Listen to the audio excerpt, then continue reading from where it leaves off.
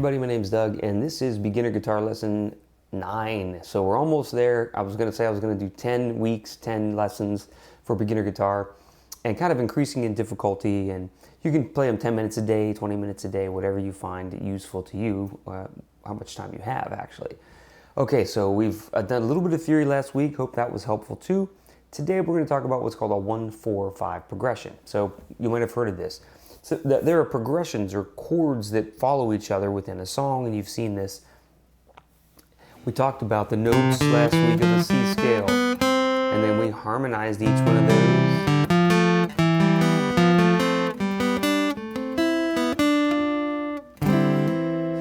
And we created chords from that fit in the key of C.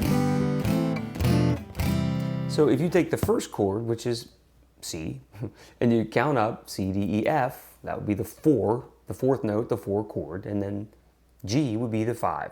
So the chords 1, 4, 5 are the notes that occur at the 1st, the 4th, and the 5th place in the scale, and you build the chord on top of it.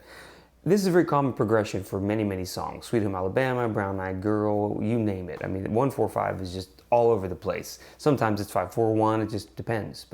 Or sometimes it's just 1, 5, 1, 5, and they'll throw the 4 in later, or just 1, 4, 1, 4, but then they'll throw the 5 in later. But these chords are very widely used. So it's important to know what they are.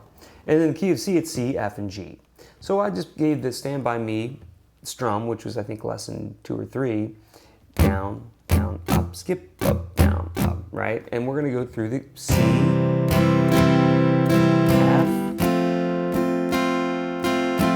G, C. You'll notice one thing, I think maybe you will. When I go to my G chord from the F and back to the C, guess what? I'm using a 3 and a 4 and a 2 fingering instead of the 2 and the 1 and the 3 fingering. This is called the alternate G fingering, and this is the next thing that we need to learn. Why?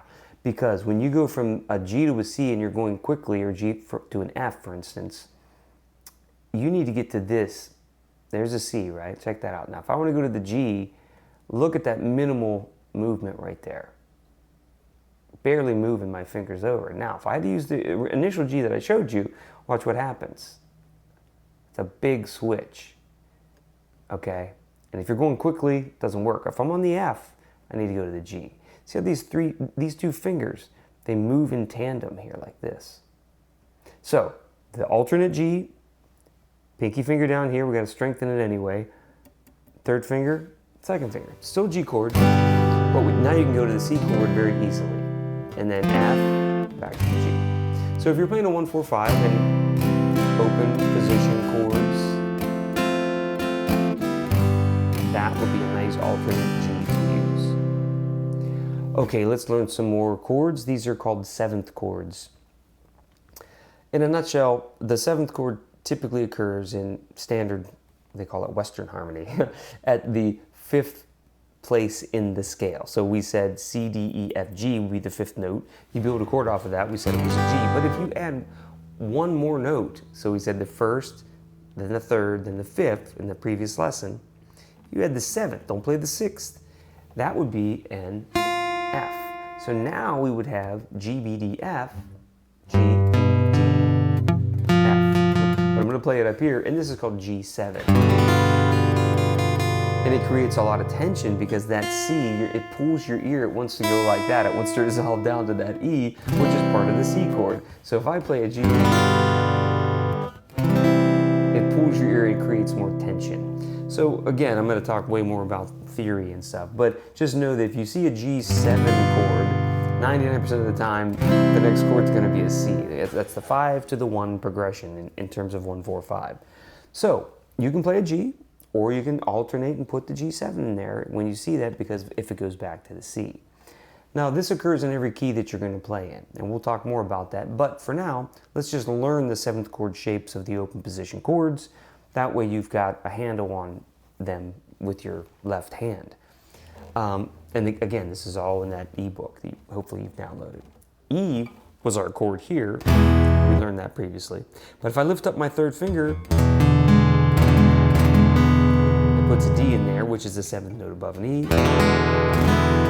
And there you go, it's E7. We've played A before. And previous lesson. If I lift up the note that would be at the 3rd string and I expose the G, that is the 7th note above an A, A7. And then we've played a C before. But if I add this note here, which is called B flat, you can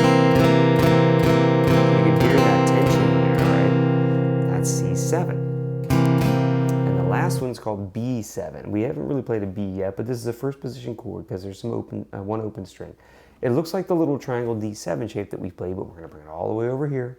And we have 2nd fret, 1st fret, 2nd fret open, and then pinky finger on the 2nd fret. Don't play the low string. And that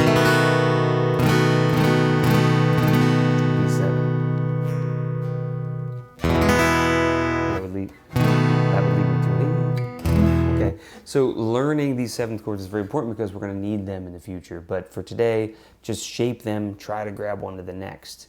And we've learned what a 1-4-5 progression is, and we learned the alternate G chord because the alternate G, you can jump to the C chord more easily. That's the right way to say it.